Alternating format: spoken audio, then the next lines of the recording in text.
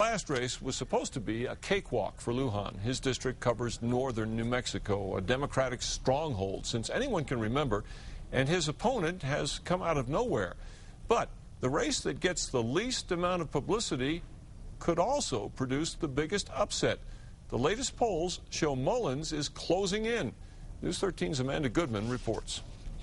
Most folks, including myself, perceived this was not one that was going to be close down the stretch, and it's been pretty surprising that it is. The race pits Democratic incumbent Ben Ray Lujan against Farmington businessman Tom Mullins. The two don't agree on much, but when News 13 sat down with them, they both said jobs and the economy are the two biggest issues facing New Mexicans. Congress needs to do their job. They need to pass a budget, and we need to set lower taxes so the private sector can get out there and create jobs. We need to make sure that we're concentrating on the middle class and hardworking people and see what we can do to work with small business owners to get things moving again. The race isn't quite a dead heat, but the latest polls show Lujan's only up by 6 points in a district where the Republican candidate almost never stands a chance. A 28-year time span, there's been one Republican out of this district, and that was under unusual circumstances, not somebody that won it electorally. Sanchez thinks Mullins is being swept up in the Republican surge that has seen Susana Martinez take a sizable lead in the polls over Diane Dennish.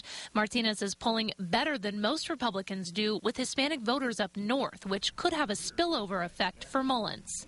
You have a lot of people who are energized within the Republican Party, and that's added on by the fact of Martinez doing so well, particularly up north. So all those things are working against Lujan. We asked Mullins and Lujan why they think this race is getting tighter. I believe this race is very close because Representative Lujan has not been doing his job, hasn't been representing the people.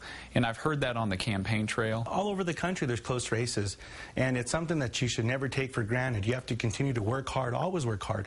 Listen to your constituents, travel and visit with families in all parts of the district. And that's what I'm going to continue to do. Sanchez thinks Lujan will be able to eke out a win, but he says the damage may have already been done for Lujan. You're probably going to see a stronger challenger emerge in the primary because people might smell that weakness and say, you know what, this might be a seat I might target in the future. Amanda Goodman, KRQE News 13.